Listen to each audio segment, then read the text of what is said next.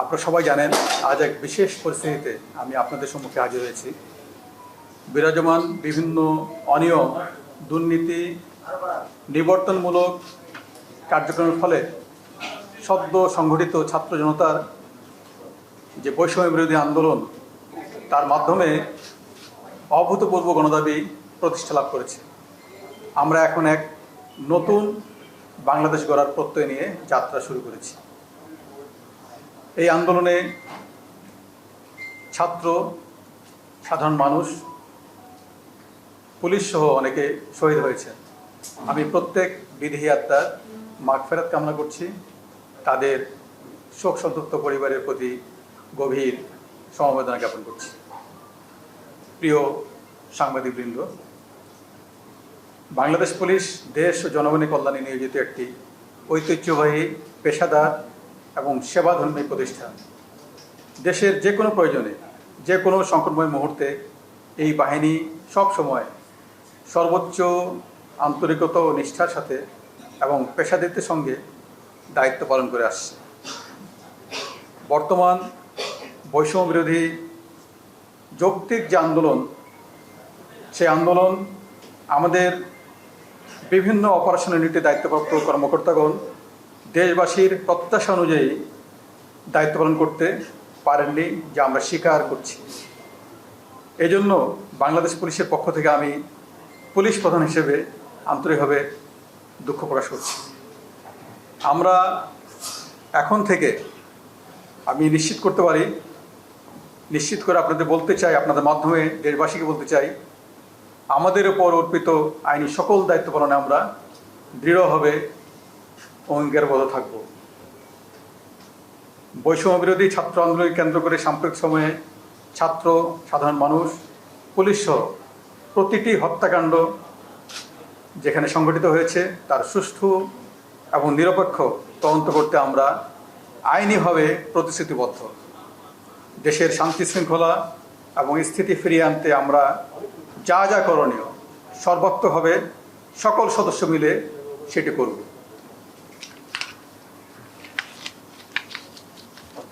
Bangladesh police, আপনি জানেন যে সর্বদা জনগণের জানমালের নিরাপত্তা নিশ্চিত করতে নিরলসভাবে কাজ করছে। আমরা বিশ্বাস করি আমাদের জনগণই আমাদের রাষ্ট্রের মূল চালিকা শক্তি। তাই আমরা সব সময় জনগণের পাশে থেকে জনগণকে সর্বোচ্চ সেবা প্রদানে বদ্ধপরিকর।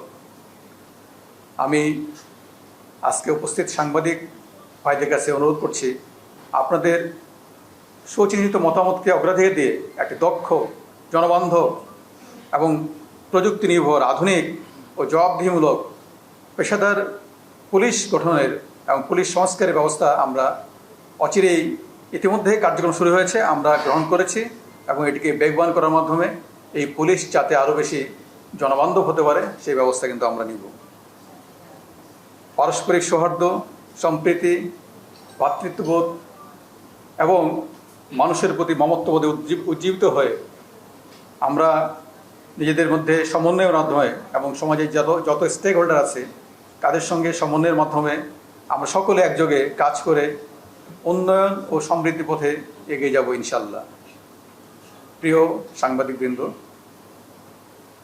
আমাদের কতিপয় উচ্চাভিলাষী, অপেশাদার কর্মকর্তার কারণে এবং কর্মকৌশল প্রণয়নে বল প্রয়োগের যে আপনি জানেন যে স্বীকৃত নীতিমালা রয়েছে, ইউজ অফ ফোর্স, যেখানে মানবাধিকারকে সর্বোচ্চ প্রাধান্য দেওয়া হয়, সেই নীতিমালা অনুসরণ না করা এবং কোনো কোনো ক্ষেত্রে মানবাধিকার লঙ্ঘন করা এবং নেতৃত্বের কর্মকৌশল গ্রহণে ব্যর্থতার কারণে আমাদের অনেক সহকর্মী আহত হয়েছেন, এমনকি অনেকে নিহত হয়েছেন, নিগৃহীত হয়েছেন।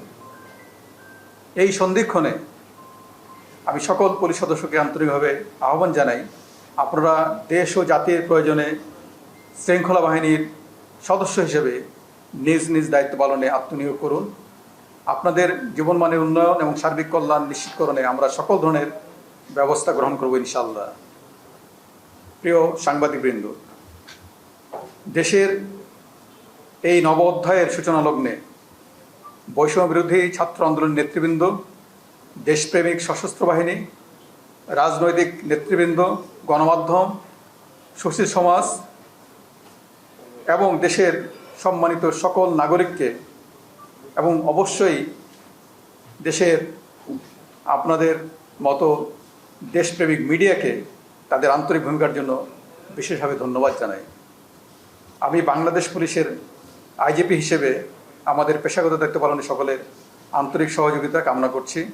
সকলের সম্মিলিত প্রচেষ্টায় আমরা একটি সুখী, সমৃদ্ধ, শান্তিপূর্ণ এবং নিরাপদ বাংলাদেশ গড়ে তুলব ইনশাআল্লাহ। প্রিয় সাংবাদিক ভাই এবং বোনেরা, আমি আপনাদের মাধ্যমে সকল স্তরের পুলিশ সদস্যদের প্রতি ইতিমধ্যে কিছু নির্দেশনা প্রদান করেছি। তাদেরকে যারা সারা বাংলাদেশ জুড়ে বিভিন্ন ইউনিটে কর্মরত রয়েছে, এই নির্দেশনা আপনাদের মাধ্যমে আবারও ব্যাপক প্রচারের অনুরোধ জানাচ্ছি। যেমন আমাদের Rajarbagh police lines, public order management, POM, APBNs headquarter সহ অন্যান্য এপিবিএনস কার্যালয় সমূহ, সকল মেট্রোপলিটন এবং জেলা পুলিশ লাইন সহ সকল স্পেশালাইজড পুলিশ ইউনিটের সব অফিসার এবং ফোর্সকে আমরা ইতিমধ্যে নির্দেশনা দিয়েছি। আগামী 8 আগস্ট 2024 তারিখ বৃহস্পতিবার অর্থাৎ আগামীকাল সন্ধ্যার মধ্যে স্ব কর্মস্থলে যোগদান করতে হবে। ইতিমধ্যে এই নির্দেশনা প্রদান করা হয়েছে। মেট্রোপলিটন পুলিশ কমিশনার এবং জেলার পুলিশ সুপারগণ স্ব অধিক্ষেত্রের থানা এলাকায় জ্যেষ্ঠ নাগরিক, পেশাজীবী, ছাত্র প্রতিনিধি, রাজনৈতিক ও গণমাধ্যম ব্যক্তিবর্গের সমন্বয়ে নাগরিক নিরাপত্তা কমিটি গঠন করবেন।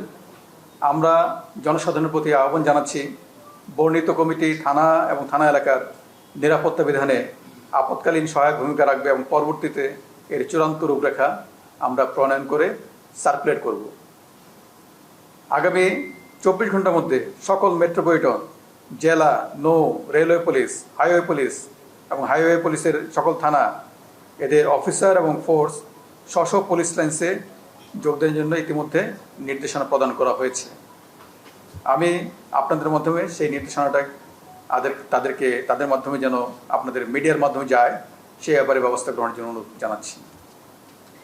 আমি পুলিশ বাহিনীর শৃঙ্খলা বজায় রাখার স্বার্থে সকল স্তরের সহকর্মীকে সামাজিক মাধ্যমে কোনো প্রকার ব্যক্তিগত অথবা পুলিশ অ্যাসোসিয়েশনের নামে ব্যাচ হিসাবে বা অন্য কোনোভাবে কোনো ধরনের দাবি, মন্তব্য, প্রত্যুত্তর ইত্যাদি প্রদান করা থেকে বিরত থাকার জন্য অনুরোধ করছি, যেটি আমাদের শৃঙ্খলা বজায় রাখার স্বার্থে অত্যন্ত জরুরি। প্রিয় সাংবাদিকবৃন্দ, বাংলাদেশ পুলিশের সকল উদ্যোগ ও কার্যক্রমে আমরা সবসময় আপনাদের সার্বিক সহযোগিতা পেয়ে আসছি। আগামীতেও আমরা আশা করি এই ধারা অব্যাহত থাকবে। আজকের এই প্রেস ব্রিফিংয়ে আপনাদের মূল্যবান সময় প্রদান করার জন্য সকলকে আমি আবারও আন্তরিক ধন্যবাদ জানাচ্ছি।